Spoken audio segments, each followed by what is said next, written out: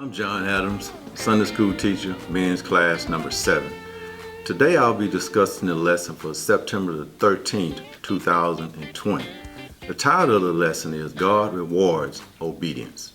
The printed text is from Genesis 41:25 through 33, 37 through 40, and 50 to 52. Now let me give some background information before discussing the printed text. Last week's lesson ended with Joseph being sold into slavery by his brothers and brought into Egypt. He was sold as a slave to Potiphar, an officer in Pharaoh's Egyptian palace. Under the blessing of God, he was quickly promoted to a position of great responsibility in Potiphar's household. Eventually, Potiphar's wife tried repeatedly to seduce Joseph, but he continuously refused. One day she caught him by his coat. He squirmed out of it and fled, leaving her holding it. He lost his coat, but he saved his character and eventually gained a crown.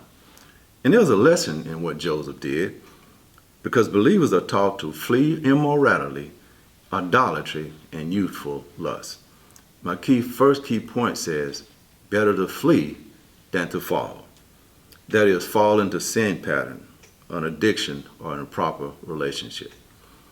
So as an act of revenge, Potiphar's wife accuses Joseph of rape and he is thrown into a prison.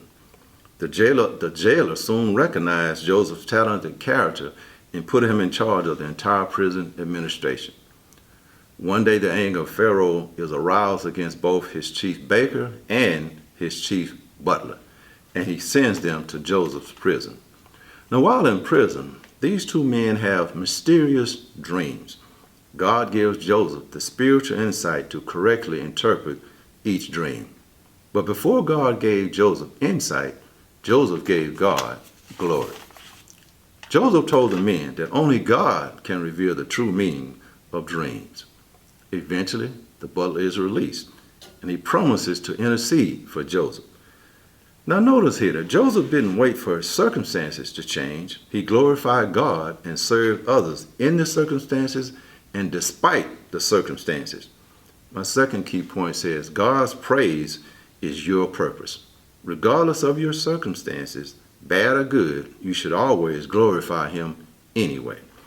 Now as the story continues, one night 2 years later, Pharaoh had two mysterious dreams himself that disturbed him. The dreams were strange, and there was no one among his wise men to interpret either one of the dreams. Then the butler suddenly remembers the abilities of Joseph.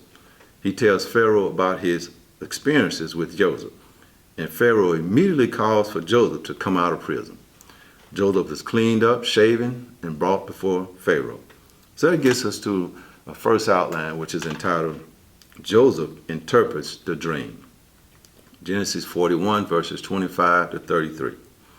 Before Pharaoh had told Joseph the dreams, the first word Joseph spoke revealed the heart of a faithful servant of the Lord. He said, "It is not in me. God shall give Pharaoh an answer of peace." God, not Joseph, would set Pharaoh's mind at ease. And after hearing the contents of the dreams, Joseph quickly interprets them. But once again, he gave God the glory first, as he says, God hath showed Pharaoh what he is about to do. Joseph directs the king to look to God as the author of the events about to take place in Egypt. Joseph establishes the fact that Pharaoh's dreams are revelations of God's plan. Then he begins to interpret the details of the dream. Now, though Pharaoh had dreamed two dreams, they carried one message. The 7 fat cows and the 7 plump heads of grain meant that there would be 7 years of prosperity ahead. The 7 skinny cows and the lean heads of grain meant that a 7-year famine period would follow the years of prosperity. In verse 28, Joseph again emphasized that he was not the source of interpretation. Once more he says, what God is about to do. Joseph's knowledge about God's character and God's dominion convinced Joseph of 3 things. First, God had sent the dream. Second, God provided the interpretation. And third, God would follow through on what the dreams had revealed. In verses 29 to 31, Joseph reveals specifically what the healthy cows and the healthy grain represented. There would be 7 years of plenty in Egypt, followed by 7 years of famine, which would devastate the land. The famine would be so terrible that the memory of the good years would be erased. In verse 32 reads, "And for that the dream was doubled unto Pharaoh twice. It is because the thing is established by God, and God will shortly bring it to pass." This verse focuses on 3 more aspects of this dream: repetition, duplication, and divine intervention. First of all, the repetition indicated the need for urgency in heeding the dreams because God would soon fulfill what he had revealed. Secondly, the duplication is noted in the phrase doubled unto Pharaoh twice, meaning that it was a sequence that happened at least 2 times. Now the number 2 is significant here because in the Bible, 2 is the number of witness and confirmation. The occurrence of the second dream gave witness to and confirmed the validity of the first dream. Joseph himself, if you remember, had 2 dreams with the same message, so he was familiar with such an occurrence. All of these things prove that these were indeed prophetic dreams from God. Third, we also notice the divine intervention. As the verse indicates, the duplication of the dream meant that it was established by God and that he would shortly bring it to pass. Verse 33 reads, "Now therefore let Pharaoh look out a man discreet and wise, and set him over the land of Egypt." Now even though Pharaoh had only requested an interpretation, Joseph also gave him advice on what to do to save the country. Joseph realized that the knowledge of the dreams were worthless without a plan to use the information appropriately. Pharaoh was instructed to find a man of understanding and wisdom and put him in charge of those affairs during the feast and the famine. The plan was to appoint a capable administrator over a nationwide farming program and divide Egypt into 5 districts. The officials of these districts would gather all the excess crops of the next 7 years into royal storehouses. My next key point says, a crisis demands a plan. My second outline is entitled, Joseph Receives Honor, Genesis 41, 37 through 40. In the first portion of chapter 41, we see the revelation of Joseph. And in the remaining portion of chapter 41, we witness the elevation of Joseph. Now, after Joseph gave the strategic plan to save his land and people, Pharaoh is extremely impressed and pleased with Joseph. And as he discusses who should be appointed for the job, Pharaoh said, "Who can do it better than Joseph? He is a man who is obviously filled with the Spirit of God." And so Pharaoh and his servants realized the power and the wisdom of God. So he turns to Joseph and says to him, "Since God has revealed the meaning of the dreams to you, you are the wisest man in the country." Pharaoh recognized that Joseph's wisdom and understanding came from God. The God who sent the dreams had also provided a godly man to interpret the dreams. In a short period of time, Joseph had gone from the pit to the palace, from obscurity to influence. And all this happened because of the favor and blessings of God. But he had to suffer before he could succeed. Which leads me to my next key point, which says, sometimes God has to bruise us before he blesses us. Sufferings often precede blessings. Just like Joseph, we often must endure a season of suffering before we can experience and enjoy a time of blessing. Now, Joseph eventually becomes the prime minister of Egypt, second in command to Pharaoh's throne. And he declared that Joseph's reign would be so vast until the only person with greater power would be Pharaoh himself. Joseph's time in prison was training time for reigning time. In hindsight, we see that God had been preparing Joseph for this position ever since he arrived in Egypt. My next key point says, your gift will make room for you. We don't need to selfishly promote ourselves. God is the one who gives us favor with our superiors, our relatives, and all others we encounter.